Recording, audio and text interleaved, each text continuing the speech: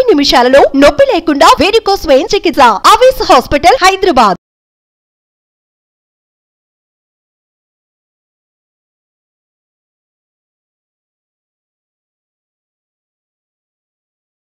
రాష్ట్ర ప్రయోజనాల కోసం తగ్గి త్యాగాలు చేసి తెలుగుదేశం పార్టీ ఇబ్బందులు ఉన్నప్పుడు నిలబడి ముందుకెళ్ళాం. అదేవిధంగా చాలామంది బలమైన నాయకులు వారు కొంత త్యాగాలు తప్పలేదు. ఆ భాగంలోనే మాకు మండపేట, రామచంద్రాపురం చాలా ఒక 30-40 నియోజకవర్గాలు మా అభ్యర్థులు పెద్దాపురం లాంటి నియోజకవర్గంలో కూడా నేను విత్డ్రా చేయడం జరిగింది. అందరినీ సర్దుకోమని చెప్పాను. దాంట్లో భాగంగానే చాలా బలమైన ప్రజానాయకులు, ప్రజల్లో బలమైన అవగాహన ఉన్న ప్రజా సమస్యల మీద అలాంటి వ్యక్తి వర్మ గారు నా కోసం ఆయన సీట్ని త్యాగం చేశారు. మనస్ఫూర్తిగా వారికి ఈ సందర్భంగా వారికి నా ప్రత్యేక కృతజ్ఞతలు, నమస్కారాలు.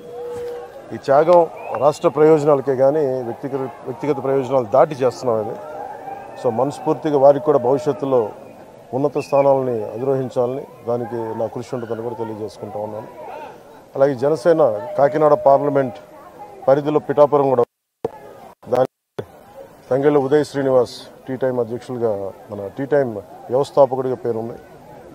దాదాపు 25,000 మంది పైకి ఆయన ఉద్యోగాలు ఇచ్చారు. సో అలాగే దేశం నలుమూలలా ఆయన టీ టైం చూడవచ్చు. కాకినాడ పార్లమెంట్కి వెళ్తే ఖచ్చితంగా అది ఉపాధి అవకాశాలు కానీ మనకు కావాల్సిన ఓఎన్జీసీ వల్ల జరుగుతున్న కాలుష్యాలు కానీ ఇవన్నీ చట్టసభ మనకి పార్లమెంట్లో బలంగా మాట్లాడగలిగేగలం. ఒక్క తెలుగే కాదు, ఆంగ్ల భాషల్లోనూ హిందీ, తమిళ్లో కూడా నిష్ణాతుడు. అలాంటి వ్యక్తి ఈరోజు నుంచి అభ్యర్థిగా పెడుతున్నా కాకినాడ పార్లమెంట్ నియోజకవర్గం నుంచి. ముఖ్యంగా బుర్రా కృష్ణరాజు గారు, భారతీయ జనతా పార్టీ నాయకులు, వారు మనస్ఫూర్తిగా అండగా ఉన్నారు. వారికి ప్రత్యేక కృతజ్ఞతలు తెలియజేసుకుంటాము. మేము ఎన్డీఏ కూటమి తెలుగుదేశం పార్టీ, జనసేన, భారతీయ జనతా పార్టీ అఖండ విజయం సాధించబోతుంది. దానికి తార్కాణ నిదర్శనమే ఈ నామినేషన్ వేసే ప్రక్రియ. అలాగే ఏ మీడియానైతే ఈ ప్రభుత్వం నలిపేసిందో ఆ మీడియాకి మేము అండగా ఉంటాం. మీ కష్టాల్లో మేము పాలు పంచుకుంటాం.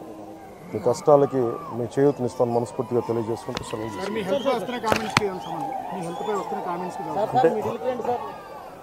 ఏమంటారండి హెల్త్ కామెంట్స్? చెప్పాను కదండి ఆల్రెడీ.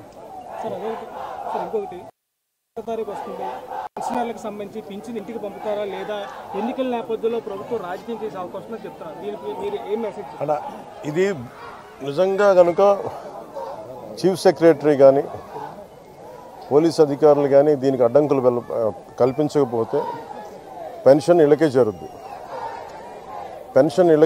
ఖచ్చితంగా. కాకపోతే దీన్ని వాళ్ళు ప్రభుత్వం ఆపాలనుకుంటే ఇది ఖచ్చితంగా ఈరోజు ఈ 1వ తారీఖు ఇంటికి పెన్షన్లు అందకపోతే దాంట్లో ప్రభుత్వం కుట్ర ఉంది. త్రికోణ పోటీ ఉంది. ఈసారి చూడడానికి ఇప్పుడు నేను వర్మ గారు విడివిడిగా పోటీ చేయడానికి కలిసి మేము ఉమ్మడిగా ఒక ప్లాట్ఫామ్ సులభం అవుతుంది. అలాగే క్లాష్ ఉండదు. లేదంటే ఏదన్నా సరే ఈ సమస్యను ఇలా సాల్వ్ చేయాలని ఒక బలమైన పరిష్కారం దొరుకుతుందని మా అందరి నమ్మకం. అలాగే చేసి పెడతాం కూడా. Thank you.